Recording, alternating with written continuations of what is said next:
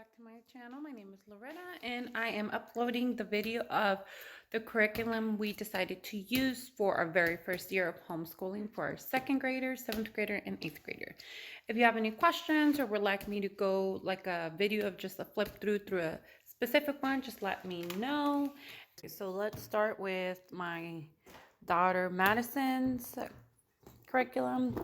She's technically in first grade because we did take her out mid-February from public school, and she won't technically start second grade till August, but I call her a second grader. So this is language arts from The Good and the Beautiful, level 1. So I got that. It includes phonics, reading, spelling, writing, literature, grammar, punctuation, art, appreciation. So I got her that. And this comes with the level 1 reader and the phonics cards. We already separated them, started with the first section, and then we'll get to the rest as she goes. I also got handwriting level 1, Madison. So she already started that. So got level 1 handwriting. So for math, I did decide to go with master books, level 1 and level 2, because like I said, we did take her out in February of first grade.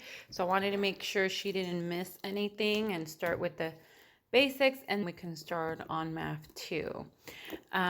We just started this maybe a week. We're in maybe into a week already, but I'm not sure if we're gonna stick with this. It's just been a week, but I'm not too excited about this. So I might have to change that. For science, I did decide to go with Master Books, Life for Beginners. And this is one of our favorites, actually. So we started that. So we're on that with her. So that's for Madison. So for Jasmine, she's technically my 6th grader going into 7th, but I'm calling her 7th grader. So I actually started them with her with level 5 of The Good and the Beautiful,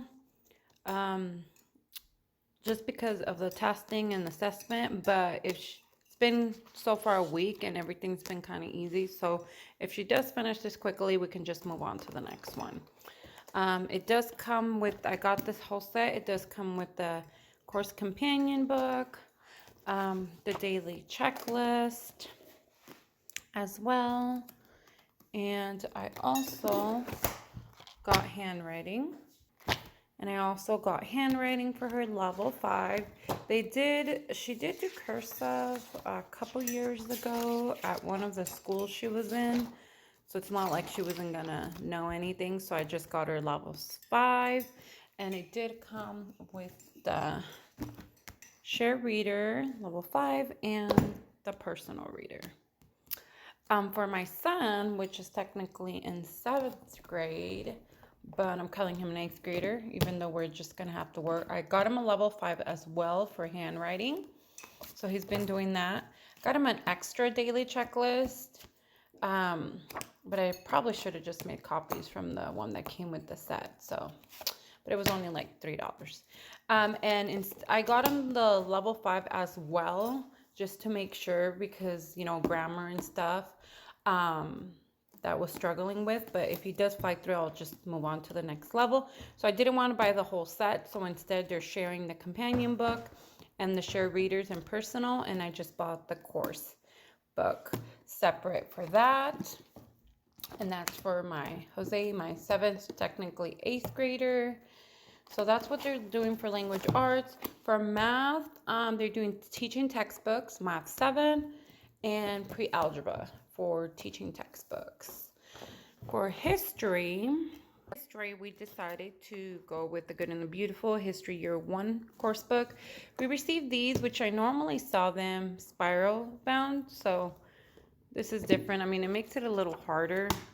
I would think I like flipping the page and having it, but anyway, this is a history that we got. And the big book of history stories, year 1 as well.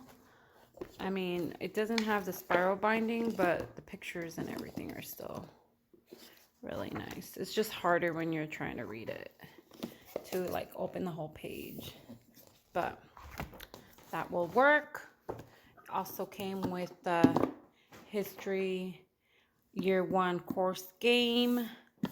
So we're excited to start that, see how that goes. These are just folders because there will be a 7th grader, 8th grader, and 2nd grader technically for history. I had to download their Student Explorer guide, so I just put them in these little folders. So this would be for my 7th or 8th grader, and I just kind of downloaded all of these, like 60 pages I think for them, a little bit over. So I put them each in a folder for them. That one's for my other, and I labeled them. So this one's for my 7th grader, and that one was for my 8th grader.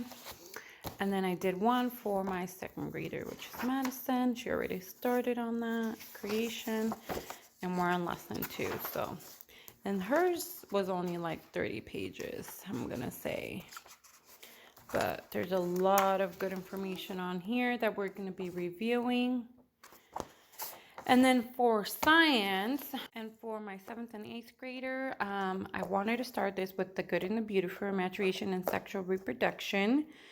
I'm still getting it together, so I just put it in a binder. We're probably going to start that today. So I started cutting everything out. I still need to get it organized. I saw on one of the YouTube moms that they had these folders to separate them, you know, with everything they would need, like the little booklets that you have to cut out yourself. But they sent me the wrong ones, so I'm waiting to get the correct ones. But anyway, I'm working on setting it up by lessons, by units. So we're going to start on that one for just my 7th and 8th grader. And then for all of them, we're going to do mammals from the good and the beautiful. Started getting that one ready as well. I'm trying to separate everything, but it's still work in progress, so I'm not done with that. I also forgot to say that in the level 5 for the good and the beautiful, we received our grammar cards. So they've been working on those, and their geography cards. This is just the title for both. We just separated them. So grammar cards, geography cards, which my husband was mainly more excited about these than the kids, because it goes over all the states and oceans and capitals and just a whole bunch. And he loves history and all that, so he pretty much knew them all, but my kids had no clue, or myself. So that is good that we're going to be practicing, and obviously our grammar cards. And last but not least, we don't really have a Bible curriculum right now, so we're just doing Bible stories. So they are doing Bible stories, so every day they'll just open up, read a section, and while they read it, the older kids read it to my younger one in the living room while I'm working, and I can hear, and I just ask questions about like, what did you read, and just questions about what they just read. So they read either 1 or 2. And then I just recently picked up from the library for this one, I Can Learn the Bible from the library. So they're going to try that one out for her. She's 6, so maybe, it's easier to explain and fun, but they incorporate that. But for my 7th and 8th graders, I'm thinking I'm going to add something else, writing or something, but I'm not sure yet. So we'll see how that goes. Give this video a thumbs up, subscribe, and hit the notification bell. Bye.